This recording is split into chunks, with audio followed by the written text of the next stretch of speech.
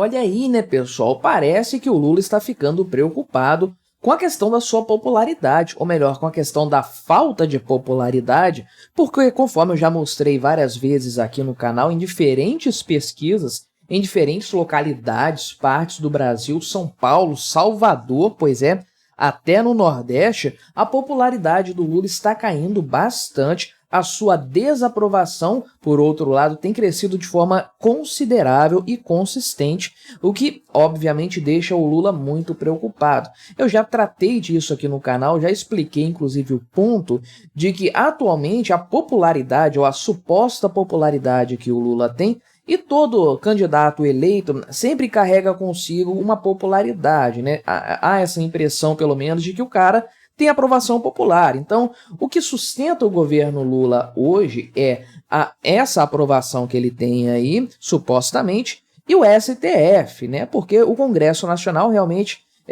está totalmente contrário ao Lula na maior parte dos projetos apresentados, e a base do Lula, né, realmente não é de confiança, pelo menos ele não considera a coisa nesses termos, né? Agora, se o Lula começar a perder, então, a sua popularidade, ele vai estar numa encrenca total. Vamos conversar, então, sobre esse tema, sobre essa reuniãozinha que o Lula vai fazer na próxima segunda, dia 18, com o seu gabinete ministerial para tentar mitigar o problema da queda da popularidade, né? Mas antes disso, não se esqueça, deixe o seu like, o seu comentário neste vídeo, se inscreva no meu canal se você ainda não for inscrito, considere se tornar membro patrocinador do meu trabalho, com valores a partir de R$ 1,99 por mês, você me ajuda bastante dessa forma, pode ter certeza disso, né? Então, o grande ponto que eles estão colocando aqui, a grande pergunta que está sendo feita pelo Lula e pelos seus mais chegados é: por que a popularidade do Lula está caindo se o resultado econômico, os resultados econômicos, no plural, apresentados são positivos? Geralmente,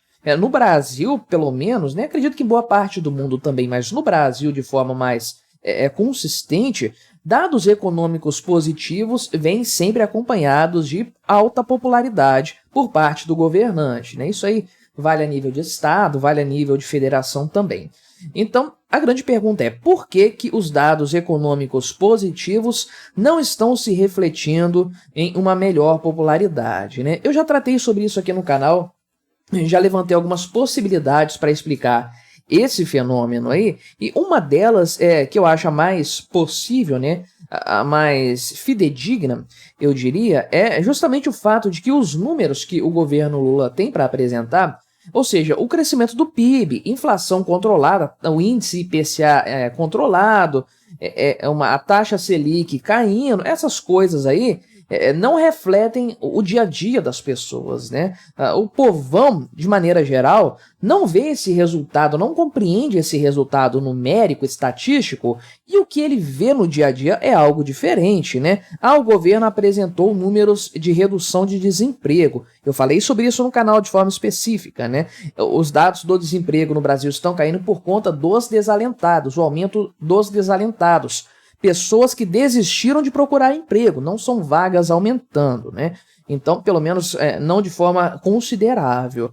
Então, as pessoas veem, elas percebem isso no dia a dia, né? O cara lá, o vizinho dele perdeu o emprego, não consegue se realocar no mercado novamente. Aí ele pensa: como que a economia tá boa num cenário desses? Aí o cara vai comprar comida no supermercado, tá tudo crescendo, tudo subindo de preço com consistência. E aí ele se pergunta: como que a economia pode estar boa se tudo tá ficando mais caro? Então, na verdade, quem entende dados como PIB, os dados do CAGED, Selic, IPCA, as pessoas que têm capacidade de entender isso, que estão mais acostumadas a lidar com esses números, com esses indicadores, essas pessoas percebem que a economia não está boa, que esses números estão maquiados. E as outras pessoas que não conseguem ter essa compreensão, bem, para elas o cenário econômico do dia a dia não é nada favorável. Então, claro que isso aí pesa bastante na opinião pública e reduz a popularidade do Lula. Mas não se pode deixar de levar em consideração as falas do Lula em relação a Israel. Eu mostrei isso até com gráficos, né? O gráfico da popularidade do Lula, o aumento da desaprovação do Lula combina certinho com o momento em que ele começa a falar contra Israel a favor do Hamas, né? Então isso tem um peso, sem dúvidas, no aumento da desaprovação do governo Lula, né? Então, ele vai fazer aqui uma reuniãozinha com os seus ministros aí no dia 18, na segunda-feira, no Palácio do Planalto, para conversar sobre isso, talvez traçar algumas estratégias aí, então, né? O Lula vai querer entender dos seus ministros o que está sendo feito de errado, recalcular a rota aqui e traçar estratégias para dar visibilidade, mais visibilidade à chamada agenda positiva, né? Então, os auxiliares do governo estão dizendo que o principal problema hoje é a comunicação, né? Principalmente as falas do Lula. O cara só fala bobagem, né? Sim, o grande problema do Lula é o que ele fala, né? É o segundo maior problema. O que ele faz é o maior, mas o que ele fala também é um problema bem grande, né? Então, de fato, aqui eles colocam a questão de Israel aqui no ponto, né? Uma coisa importante, de fato, aí. E a questão das eleições da Venezuela também é uma tragédia total, a manifestação do Lula a esse respeito. E o pessoal está dizendo o seguinte, que a agenda do governo Lula está ficando de escanteio nesses discursos que ele faz, né?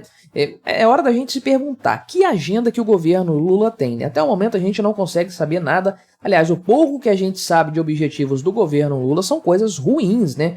Coisas bastante questionáveis, mas o pessoal está dizendo isso, que a agenda, né, a agenda positiva, ou seja, o que nós vamos fazer, está ficando atrás da agenda negativa, da crítica ao Bolsonaro, das opiniões geopolíticas e tudo mais, né? Então, um dos ministros aqui, né, não identificado, sob condição de anonimato, falou que essas falas polêmicas do Lula aqui continuam tomando tempo da equipe do governo, enquanto que ações importantes por parte da União e que teriam impacto na ponta da população aí, ficam em segundo plano, né? Então, o pessoal está até percebendo, com razão, diga-se de passagem, que a oposição aqui surfa na onda. Sim, meu amigo, a oposição está deitando e rolando no governo Lula. Se tem alguém que se beneficia com o Lula no poder, é a oposição do Lula, meu amigo. Isso aí é um prato cheio para fazer oposição nesse cenário aí, né? Então o pessoal aqui deu uma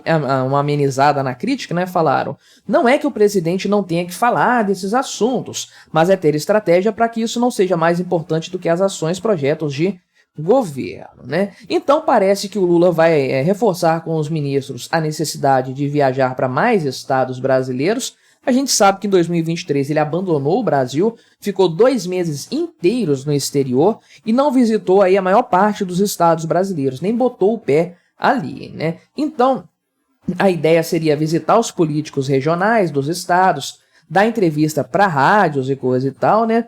Tomara que ele faça isso mesmo, porque ele esteve na Bahia, deu uma entrevista para uma rádio baiana lá, só falou bobagem, mesma coisa em Minas Gerais também, uma coisa assustadora. Tomara que ele continue falando essas bobagens, cometendo essas atrocidades verbais em várias partes do Brasil, porque ele queima o filme dele de forma mais homogênea, né? Então, o pessoal está aqui pontuando, né, a respeito da necessidade do Lula parar com discursos de polarização, discursos aí de agressividade contra o Bolsonaro, que ele tem feito muito, prometeu não fazer isso, né? E o pessoal tá pensando no seguinte, né, que isso vai acabar sendo um tiro no pé do PT e da base aliada do PT nas eleições desse ano, porque aí vai ficar levantando uma polarização que eventualmente o PT não tem condições de enfrentar o bolsonarismo nessa história, né? Ou seja, vai se dar destaque para a polarização ideológica política do Brasil, quando na verdade os aliados do Bolsonaro talvez estejam mais fortes nos municípios do que o próprio PT. Isso aí causaria um problema sério para o Lula em matéria de eleições municipais, aí, prefeito e vereadores, né? E aí, de acordo com o que foi pontuado até agora, parece que o Lula já começou a incorporar essas ideias aqui, né? Esteve lá em Minas Gerais e aí elogiou o Romeu Zema, né? Parou de ficar brigando, aquela coisa e tudo mais, fez elogios ao Romeu Zema aqui.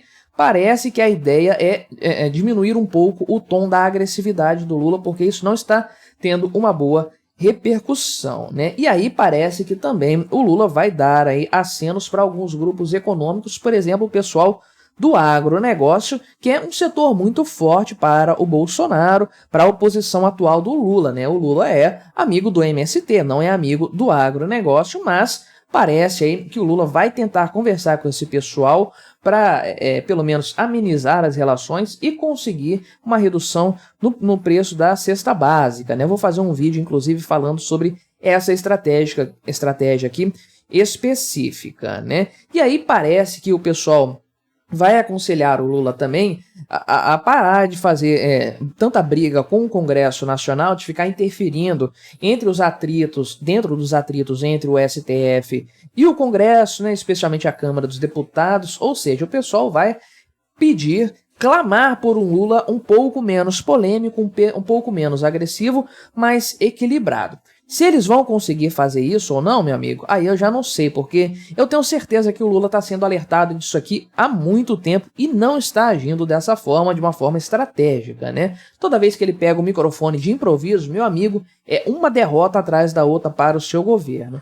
E aí, é aquela história que a gente conhece bem, né? Aquela estratégia de combate ao inimigo que a gente conhece muito bem e a gente deve sempre levar em consideração, colocar em prática. Nós não devemos avisar aos nossos inimigos quando eles estiverem errando, né? Deixa o cara continuar errando. Vamos ver o que vai sair dessa reunião no dia 18, a reunião ministerial do Lula ali. Geralmente não sai nada de concreto aí, pelo menos não é veiculado nada de concreto, mas com o tempo, com o desenrolar das próximas semanas, a gente vai ter uma ideia do que realmente foi trabalhado nessa reuniãozinha a portas fechadas. Mas o que você achou dessa história? Colabore com o nosso debate, deixe o seu comentário, se inscreva no meu canal se você ainda não for inscrito e até a próxima.